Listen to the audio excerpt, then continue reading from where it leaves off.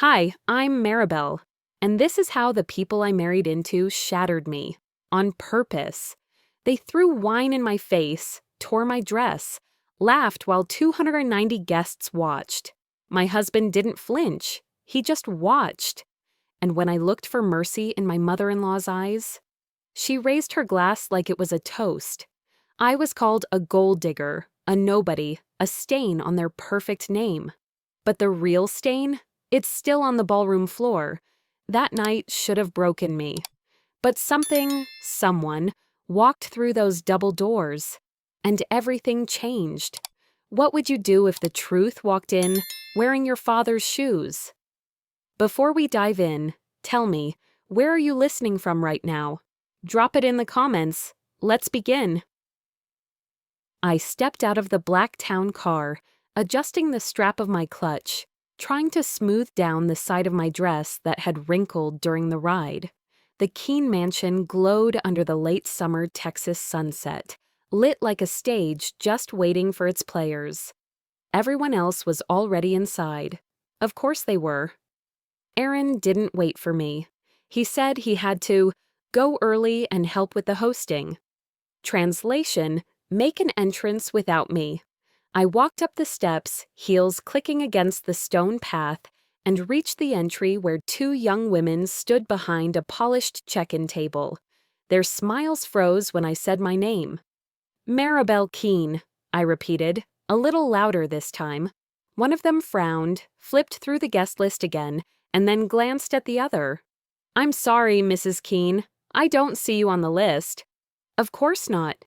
It's fine, I replied, voice even, swallowing the embarrassment rising in my chest. I'm family. The girls exchanged a look that made me feel like I'd said I was royalty in a gas station. One of them scribbled a name tag and handed it to me. It said Maribel B. Not even the right last name. I pressed it into my clutch and walked in. The sound of string music filled the ballroom, mixed with soft laughter and clinking glasses. I scanned the room for Aaron. No sign of him. Instead, I spotted Aunt Cassie whispering to someone while staring at me like I'd spilled mustard on my dress. I nodded politely. She turned away. I made my way toward the long dining tables, set in rows like some kind of royal banquet. My name wasn't on any of the place cards. A waiter finally pointed me to a small chair wedged near the swinging kitchen doors, half hidden behind a marble pillar. A seat for the help. I sat down quietly. The air smelled like perfume and smoked salmon. I pulled my napkin into my lap and forced a smile every time someone passed and gave me that glance, half pity, half amusement. In this house, silence is the price of staying married. Rowena stood under the chandelier like a queen in her court. She wore a fitted champagne gown, hair curled just right, the kind of effortless power you can't buy. You have to be born into it. She clinked her glass with her knife. Thank you all for coming, she began, voice sweet as poison. This night is special because of all of you. Your generosity, your elegance, your love for this family and our community. People clapped. I clapped too. She went on, thanking her sons, her daughters-in-law, plural, the staff, the musicians, everyone but me.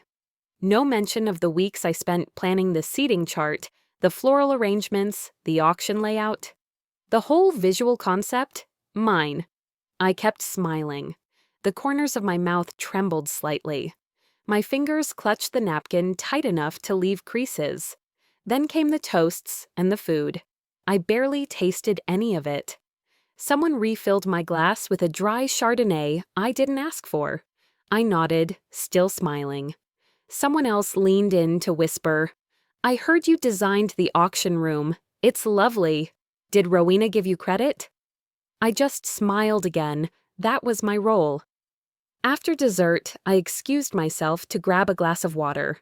That's when three women, maybe in their 40s, all pearls and manicured nails, drifted over like a cloud of perfume. Oh no, one of them gasped.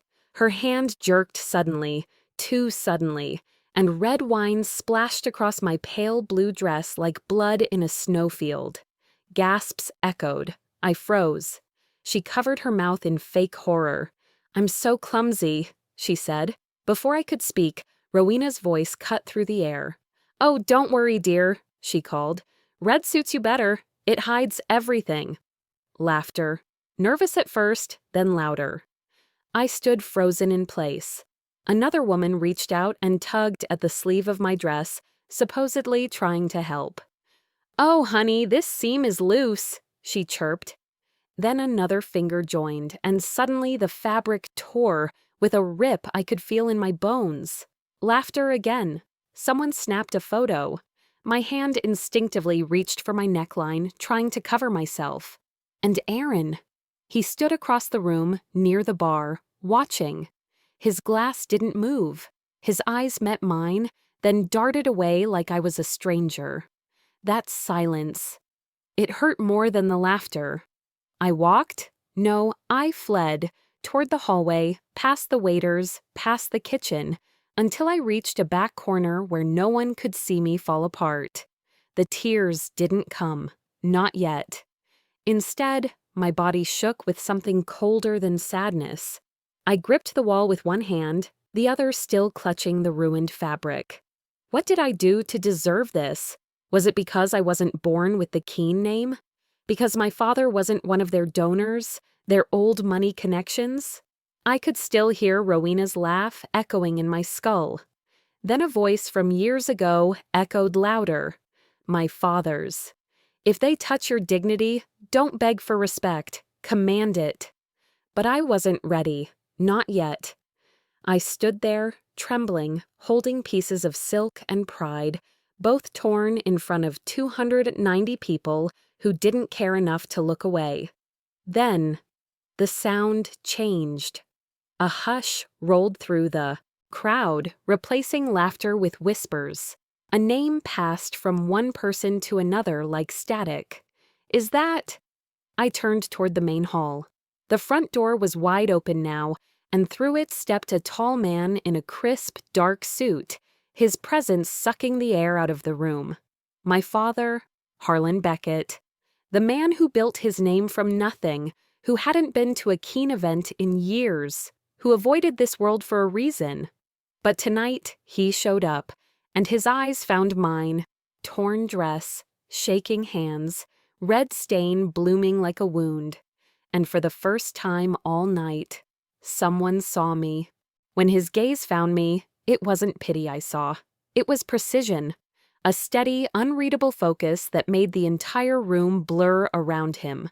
No one spoke, not the guests clutching half-filled glasses of champagne, not the board members who'd shaken hands with him years ago, and certainly not Rowena, whose smile had begun to wither around the edges like an overexposed photo.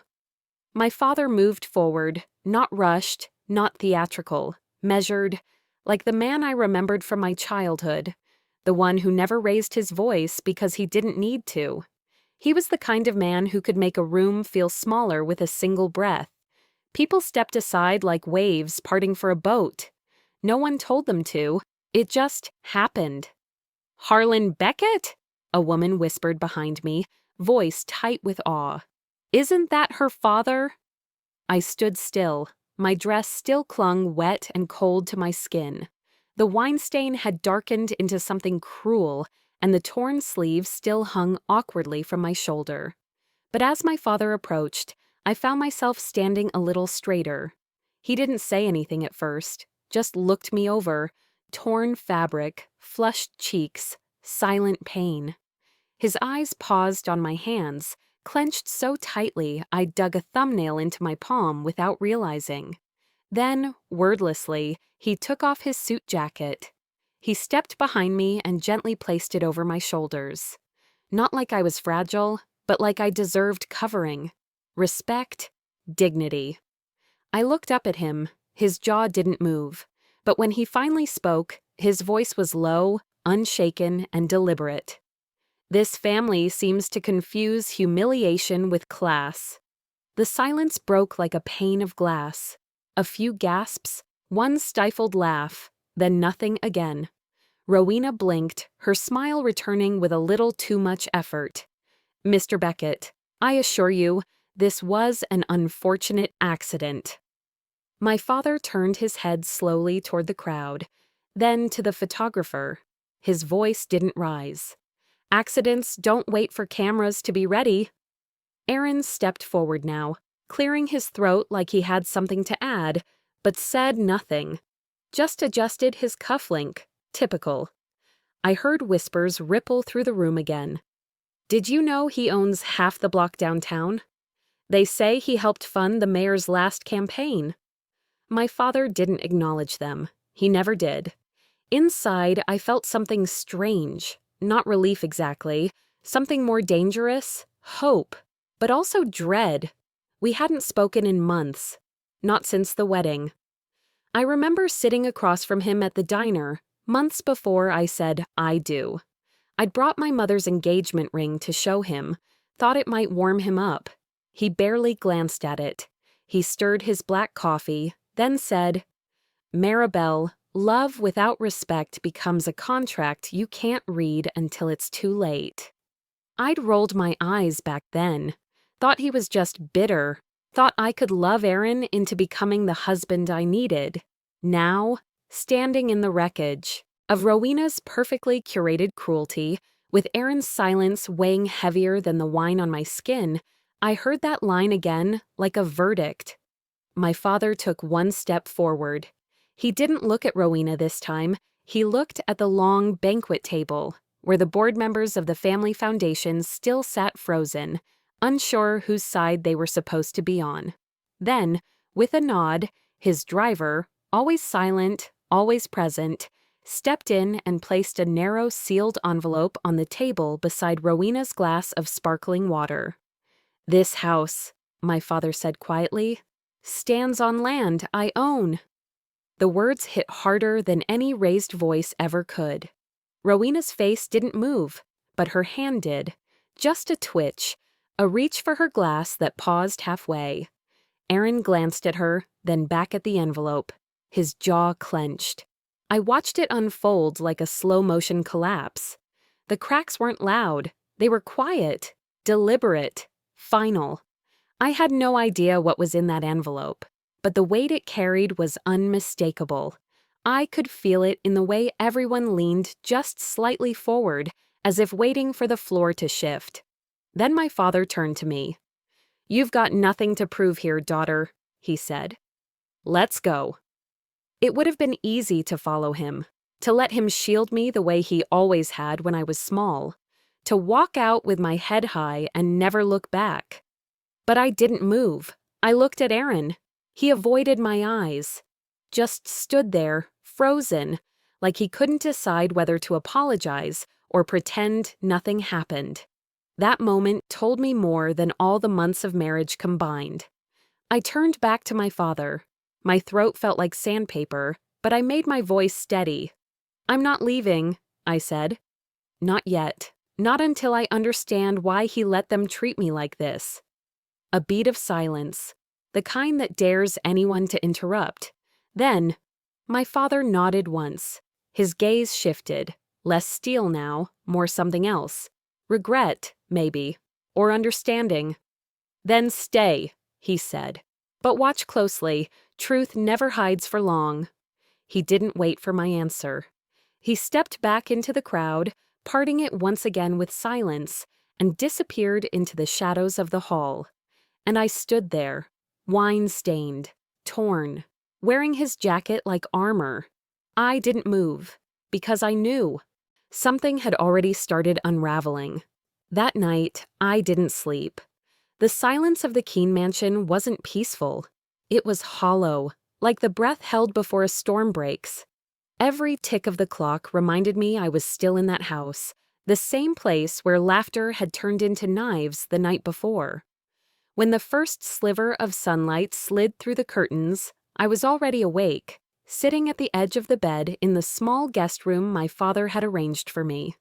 He'd insisted I stay there instead of returning to the master suite. "You need space," he'd said quietly before leaving. Space.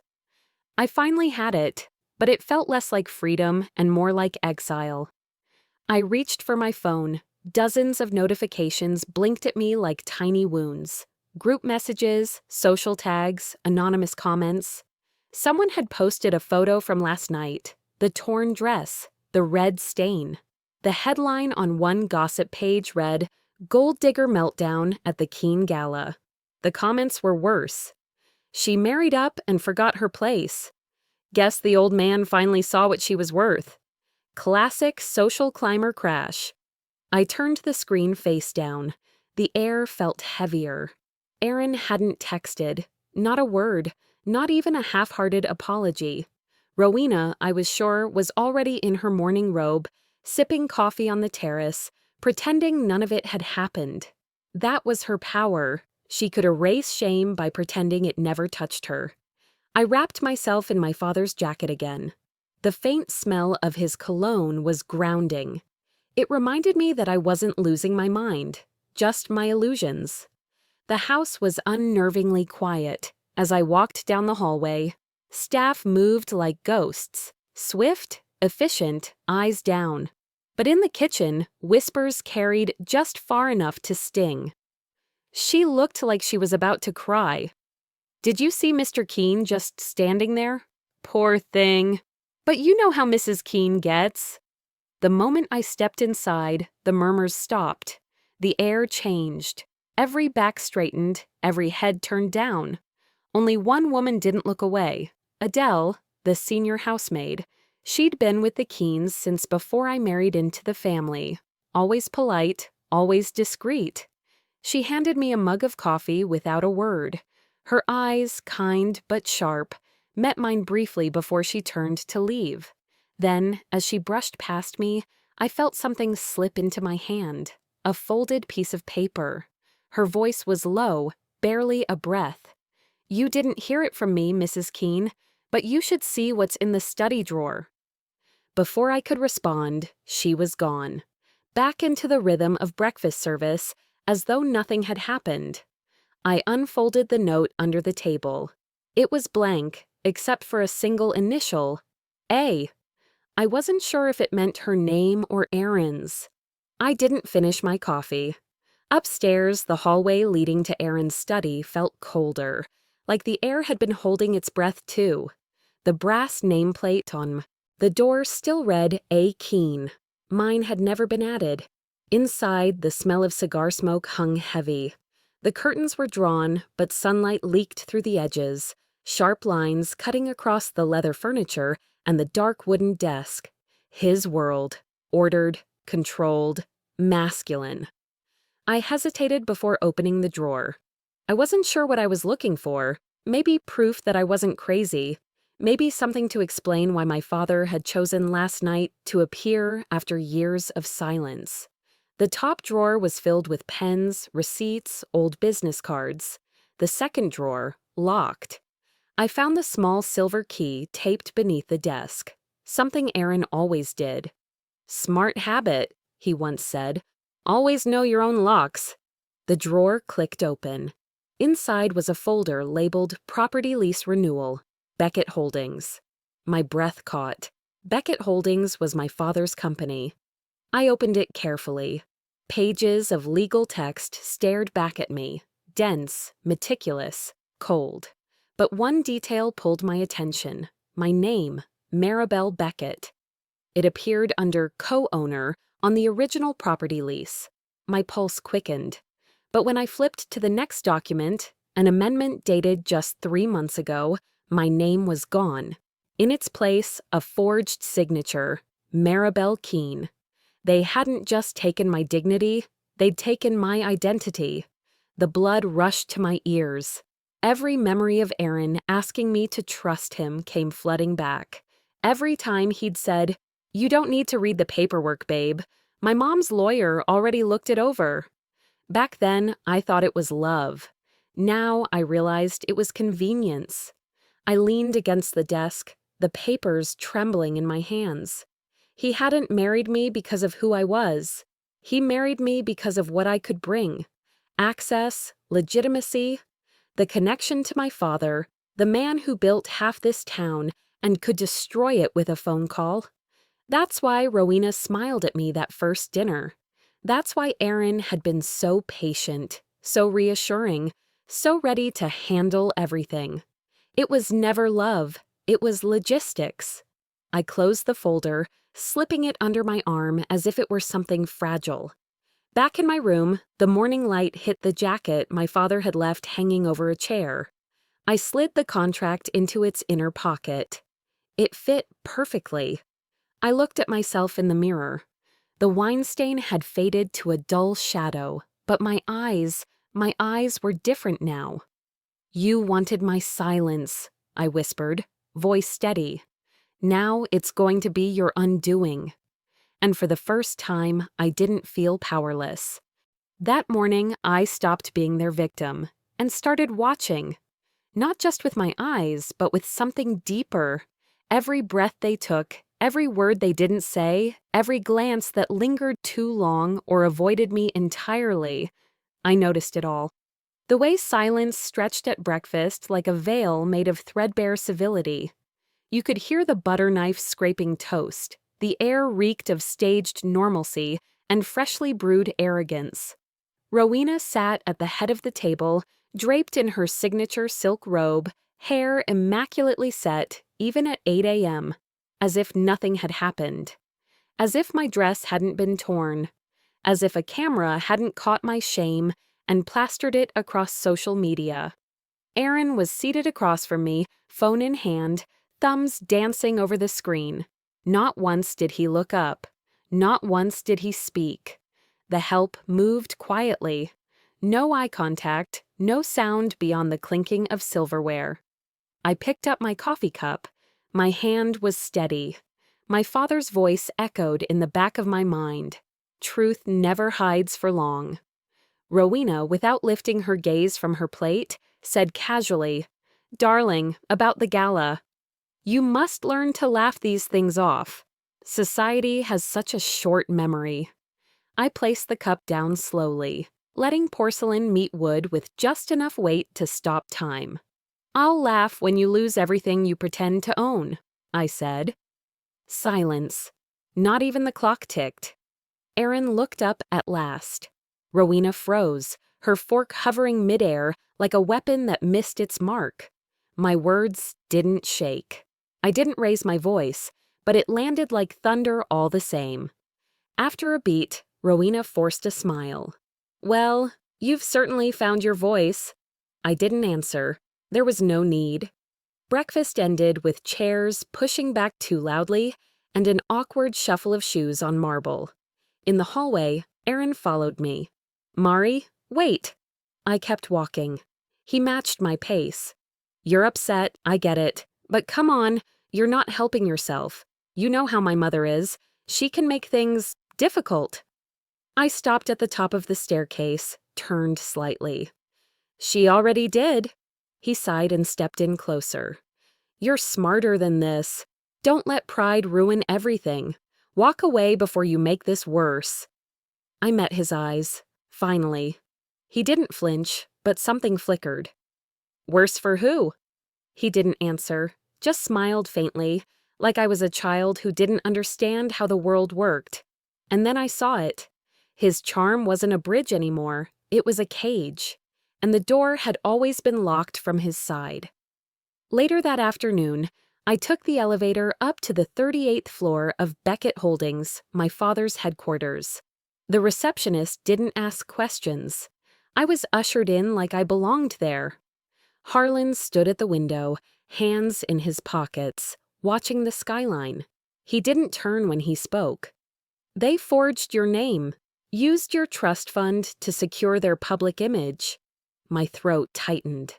"Every dollar they spent building that empire was technically yours," he continued. "They gambled on you staying quiet." I sat down in the chair across from his desk.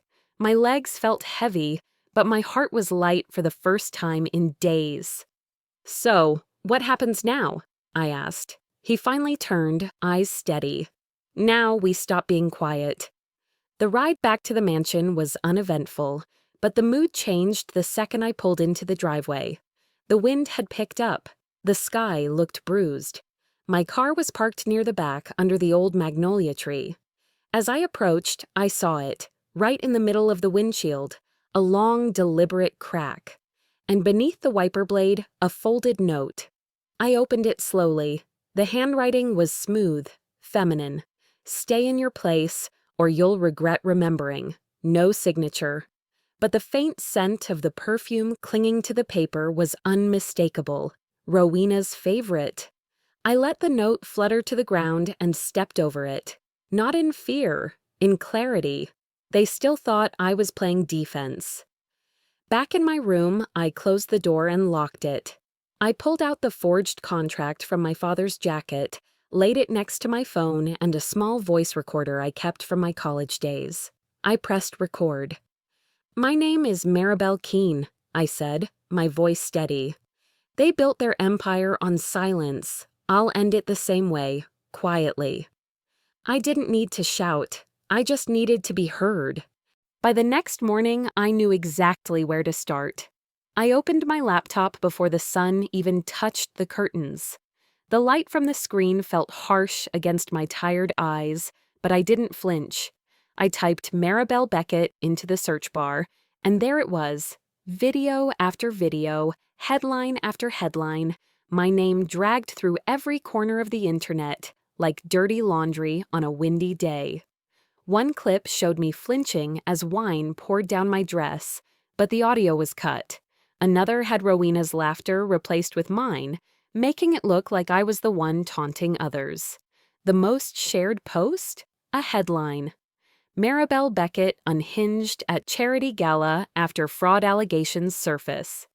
Thousands of comments, mostly cruel, some questioning my mental health, others calling me a fraud, a manipulator, a gold digger. They didn't just want to embarrass me, they wanted to erase me before I could even speak. I knew who was behind it, Aaron's PR team. He'd hired them to clean up messes. This time, I was the mess. As if that wasn't enough, my father's company got hit with a surprise tax audit that morning. No warning, no notice. Just a knock from the IRS and a file the size of a brick. "Too much coincidence," Harlan said over the phone. "They're tightening the screws." By mid-morning, I was standing outside Aaron's downtown office. Glass, steel, polished chrome, cold on every level. I didn't text. I didn't wait. I walked past the receptionist, took the elevator up, and pushed open his office door like I owned the floor. He looked up, startled, only for a second. "Wow," he said, setting down his phone. "You just walk into places now?" I stepped closer. "You did this." He leaned back, arms crossed. "Did what? The internet's a wild place." "Aaron, don't play with me." He exhaled and stood. "Mari, you're embarrassing yourself. Do you really think people are going to believe you after everything they've seen?" My voice cracked. Not loud, but enough for me to hear the sound of something breaking inside me. "You're the one who built this circus. I didn't even know I was in it." He smirked, stepping past me toward the door. "No, honey, you did this. By thinking you could marry into this family and not get burned." And just like that, he left me standing alone in his glass office, surrounded by reflections of myself. Fractured, distorted, multiplied. Everywhere I turned, I saw pieces of a woman I didn't recognize. She looked fragile, but I wasn't fragile, not anymore. That afternoon, I was at my father's office when the legal packet arrived. Thick envelope, hand-delivered. The logo on top said it all, Keene Group Holdings. Inside, a defamation lawsuit against me. Personal and public damages, accusations of leaking confidential information. Stapled to the top was a printed statement, signed, dated, and notarized, with my name scrawled at the bottom. My name, but not my hand. My father's lawyer scanned the page, then looked up slowly. "This is a fake. They forged this." I didn't blink. "They're trying to bury you before you can even stand up," he added. I nodded once. quietly. There wasn't even room left for shock. I left without saying much else, got into my car, locked the doors, and just sat. The air was thick. My lungs felt tight. I looked at myself in the mirror again, really looked. Not for makeup or smudges, not for approval. I searched for the girl I used to be, the one who painted in bare feet, who dreamed of her own bakery someday, who used to tell herself, if you stay small enough, they won't hurt you. That lie had cost me too much. Late that night, I sat on the balcony with nothing but the moon and a bottle of water. No wine. I needed clarity. And for the first time in a long time, I didn't feel like I was drowning. I opened my laptop again, created a new folder, named it Truth.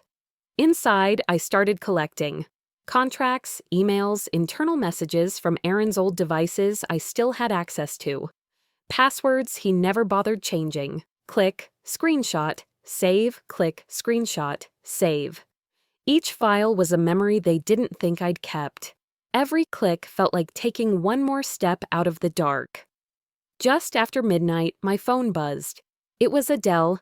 The message read, Mrs. Keene, I think I found something. In the safe. You need to see this before they do. I stared at the screen for a long second before standing. It wasn't just about humiliation anymore. It wasn't even about money. It was about truth and payback. That was the day I stopped being afraid of them. Before sunrise, I was already dressed. Simple jeans, a gray sweater, no makeup. I didn't need armor. I needed clarity. The mansion was quiet in that way only large houses can be, empty despite being full. I slipped through the hallway, the marble floors cool under my steps, and found Adele waiting near the back entrance to the private study. She didn't speak, just gave a soft nod and led me inside.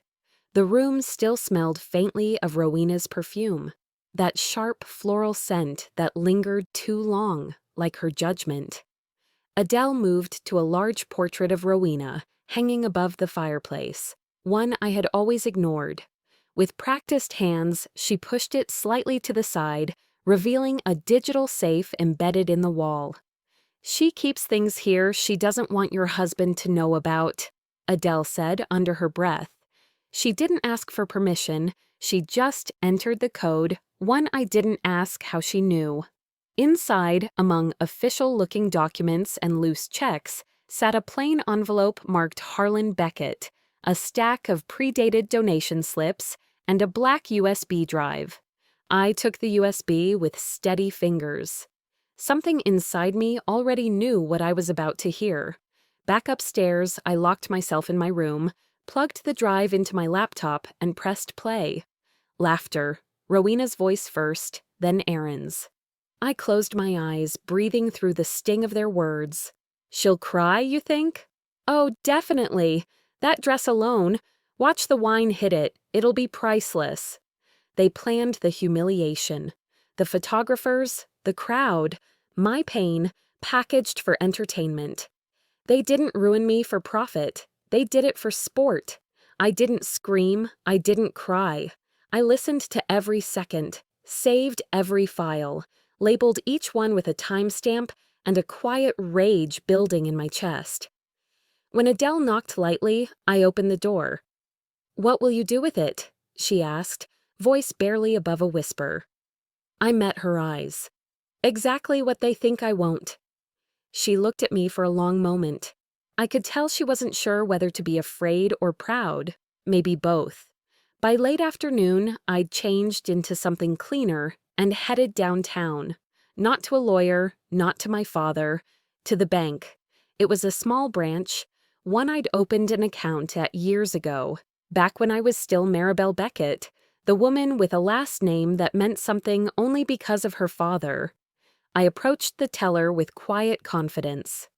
"I'd like to transfer $100,000 from my trust account," I said calmly, "into a new foundation, under the name the Beckett Truth Fund." The teller hesitated. "Is this for charitable purposes?" I smiled, polite but firm. It's for justice, quiet justice. She nodded and began typing. With each click of the keyboard, I felt myself returning.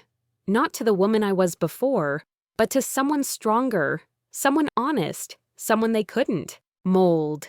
When I walked out of that bank, I didn't feel rich. I felt real. The sky had already begun to turn orange when I pulled back into the mansion's driveway. Aaron was waiting. He stormed up to the car before I even turned off the engine. His eyes were wild, voice sharp. "You went through my mother's things?" I got out slowly, meeting his stare. "No, your mother's lies found me." He reached for my wrist, grabbing, not holding. "You're done, Maribel. Do you hear me? Done." His grip tightened. I didn't flinch. "Then why are you the one shaking?" I asked, my voice like ice. His hand dropped. For the first time, I saw it. Fear. He wasn't worried I'd crumble. He was terrified I wouldn't. I walked past him without another word, letting the silence say everything. That night, I sat by my window with my laptop open, the USB drive resting beside me like a loaded gun. I selected the cleanest clip, Rowena laughing as she outlined the entertainment value of my humiliation.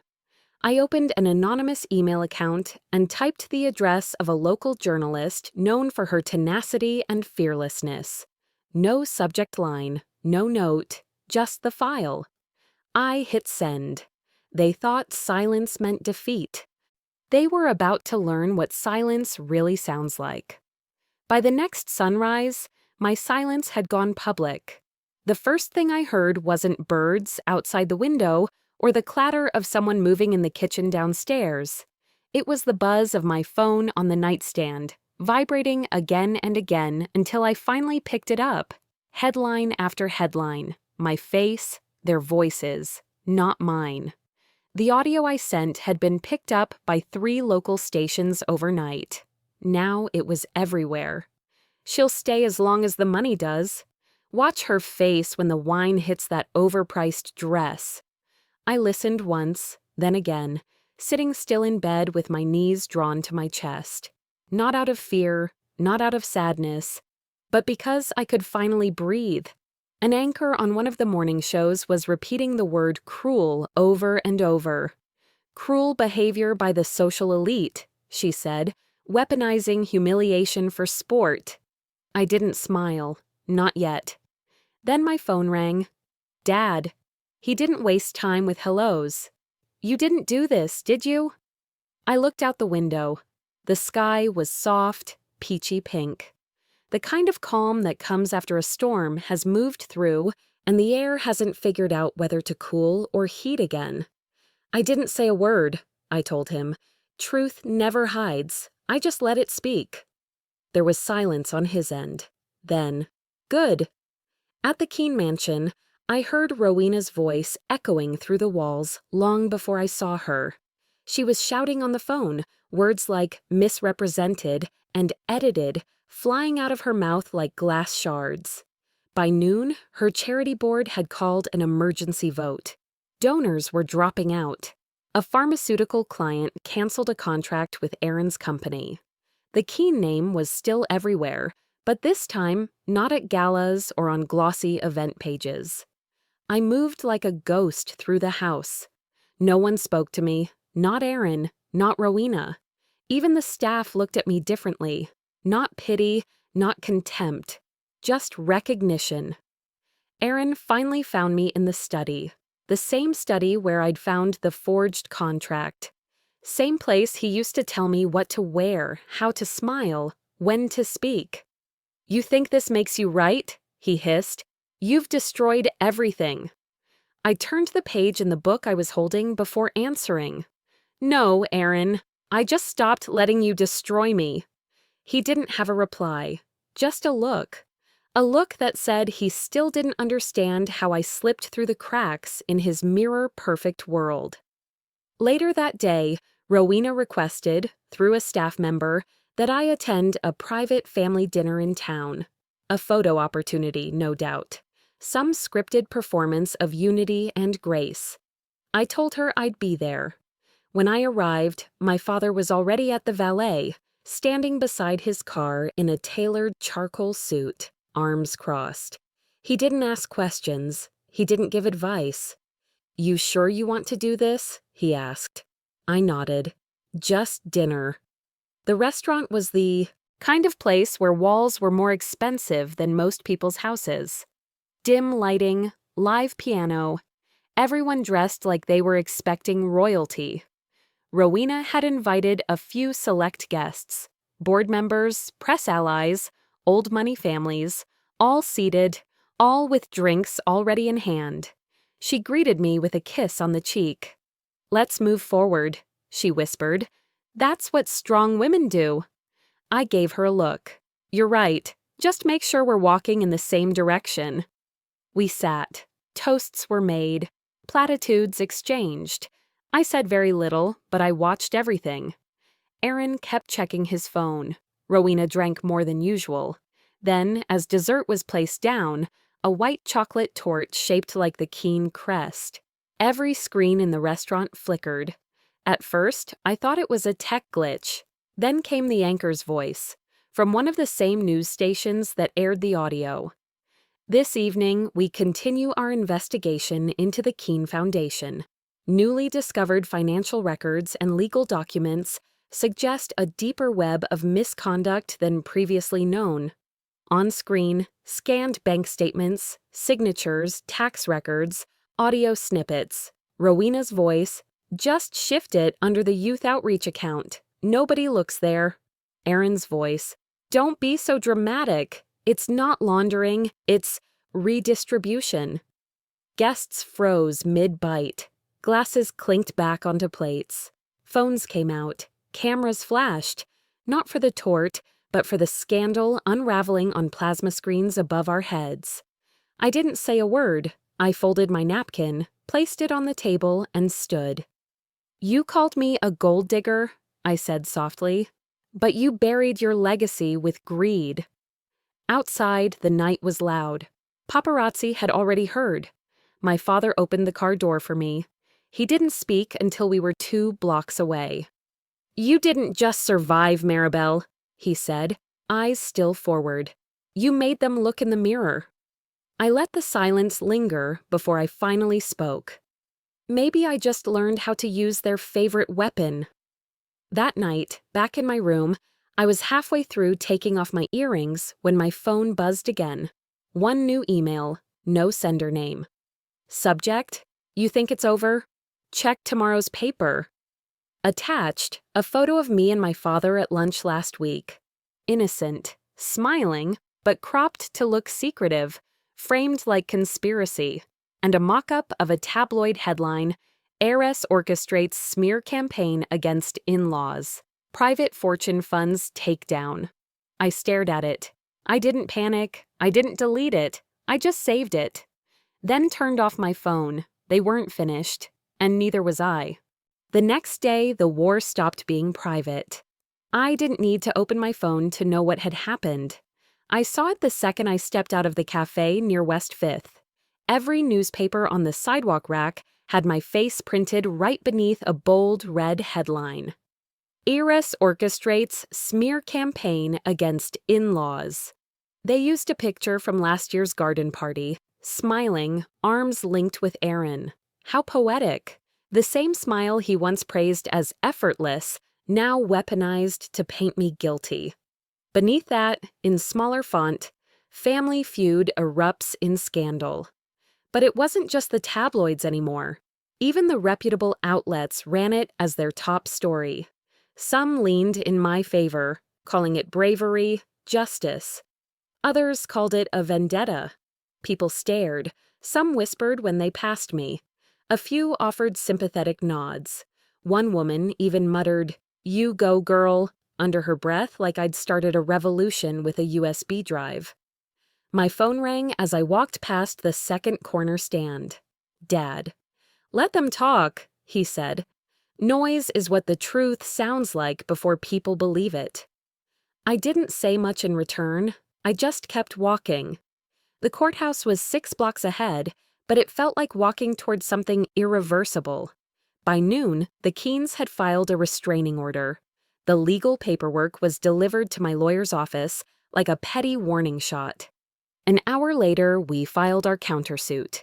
We came armed. The forged contracts, the bank statements, every voice file, every email, every piece of the puzzle they never thought I'd live long enough or strong enough to hold in my hands. By the time we arrived at the courthouse steps, the plaza looked more like a red carpet. Cameras, reporters, microphones shoved past security barriers.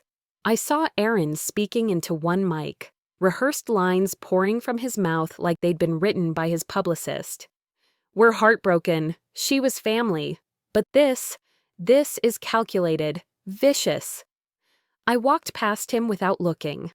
Inside the courtroom, the air was heavy. I sat still while my lawyer laid the foundation. Every fact, every document, every time-stamped lie. Aaron was called first. He looked confident at the stand, even smug. Played the victim to perfection. Spoke about betrayal. Said I was unstable. That I'd always struggled to adjust. But then the recording started. His voice, Rowena's voice, their laughter. The entire courtroom froze. Rowena: "Let's see if she still smiles when her dress is in pieces." Aaron: "Just make sure the wine's not white. Red stain's better." A gasp escaped from someone in the back row. Reporters' pens scratched furiously. Even the judge blinked like she couldn't believe what she was hearing. When it ended, no one said anything. Just silence. Rowena's turn came next. She tried to appear composed, but her hands trembled. Her voice cracked before she even got past the first question. By the time they asked about the fake accounts tied to her charity, she was nearly in tears. During a recess, I caught her glance from across the room, and for the first time, I didn't feel rage. I felt pity. "You taught me silence," I whispered quietly as I passed her. "I just learned to make it louder than your lies." Back in the hallway, I was heading toward the ladies' room when I heard hurried steps behind me. Aaron. He looked pale now. No cameras, no mics. Just him, sweating in a $3,000 suit. "You think you've won?" he hissed. "You just turned the whole city against you." I didn't stop walking. "No," I said. "I turned it against what you made me become." He grabbed my arm again, his signature move, his desperate little reflex when control slipped through his fingers. This time, it didn't go unnoticed. 2 journalists, still lingering near the elevators, raised their phones. I heard the click of shutters. "You were never enough for us," he blurted. I looked him straight in the eye. "That's what you'll remember most, that I didn't need to be." He backed off like he'd touched fire. We returned to the courtroom one last time before the judge called the day. Within 48 hours, it was everywhere, nationwide. Aaron's company's stock plunged. Rowena stepped down from her foundation. The gala committee issued a statement distancing itself from both of them. I didn't celebrate. I didn't dance or toast or post a triumphant caption online. I drove to my father's house, parked out front, and sat in the car for nearly 10 minutes before I finally knocked. He opened the door, holding a coffee in one hand like he'd been waiting. "You were right," I told him. He raised an eyebrow. "About what?" "About silence. It's not weakness," I said. "It's just waiting for the right moment to speak." He smiled at me, not proud, not surprised. Just content. That night, I sat by his living room window and looked out at the city skyline. I thought of everything they took from me, my name, my dignity, my voice. And I thought of how I gave them back something they'd never forget, the truth.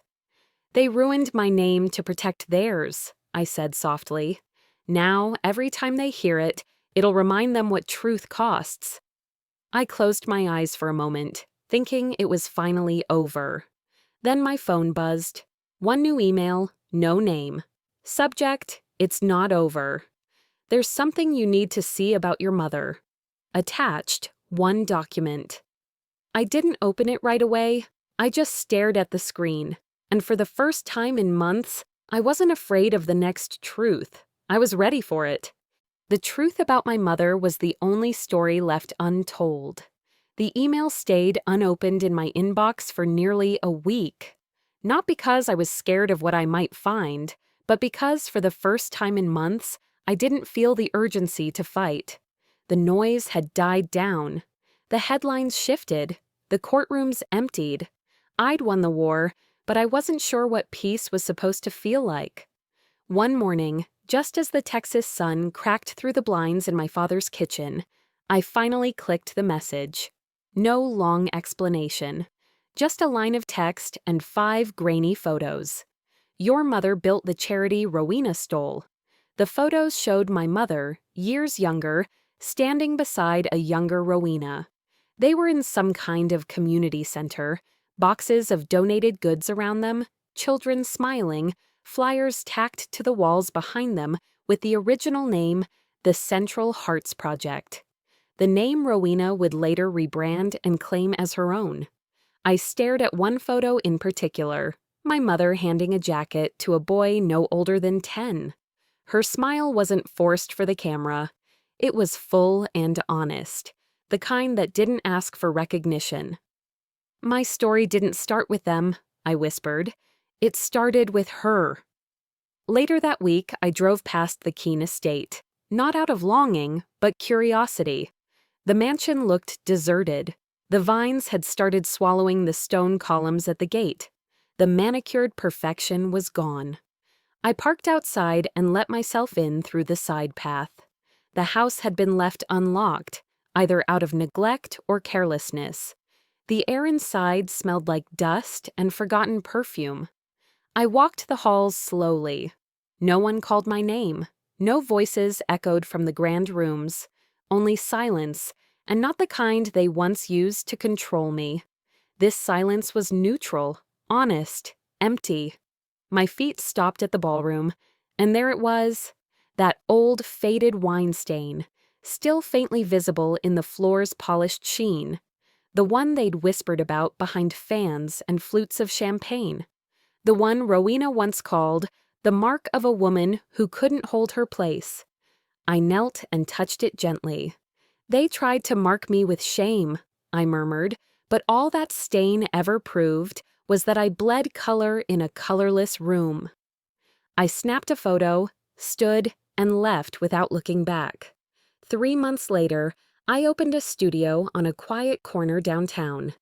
It used to be an old tailor's shop, the kind with creaky floors and wide front windows. I kept the bones and painted the walls soft ivory. Hung my first works, canvases layered with crimson, bone white, and shades of gold. Every brushstroke felt like exhaling something I hadn't realized I was still holding. I named the place the Quiet Line. I didn't invite anyone to the opening, no press, no ribbon, just an open door and soft jazz playing from a corner speaker. To my surprise, people came anyway. Some wandered in off the street. Others had heard whispers. You know that woman from the Keene case? She's painting now. Most said nothing. They just stood in front of the canvases, eyes narrowed, like they were listening to something deeper than color. It wasn't revenge I'd painted. It was release. My father came in an hour after closing, like he didn't want to take up space. He walked the room slowly, hands behind his back, then placed a folded note on the entry table and left without a word. When I opened it, it read, "You didn't just survive, Maribel. You created beauty out of cruelty." A week later, a journalist came by. I recognized her face. She'd covered the early days of the scandal with a kind of gleeful detachment. But now she stood quietly in front of my painting titled Colorblind, taking longer than most. When she turned to me, she asked, "If you could tell the world one thing about what happened, what would it be?" I thought for a second, then said softly, "That silence isn't weakness. It's just the sound of someone learning to choose their moment." She nodded, scribbled something, then hesitated. And the Keens? I didn't hesitate at all. I wish them peace, whatever version of it they can live with. The sun had started to dip beyond the windows by the time she left. I turned off the lights and stood in front of the last piece I'd hung. It was simple, just one long brushstroke of deep red, slicing clean through a pale, empty background. The title, The Wine. For years, they made me feel invisible, like my silence was proof I didn't matter, like power belonged only to those loud enough to take it. But now, standing in that quiet studio, with the night air soft outside and the faint echo of footsteps down the hall, I knew better. Even in silence, I was seen. I locked the door and stepped out into the cool Austin night. No cameras, no courtrooms, no questions. Just me, whole, unfinished, free. They thought silence was my weakness, but it was my masterpiece.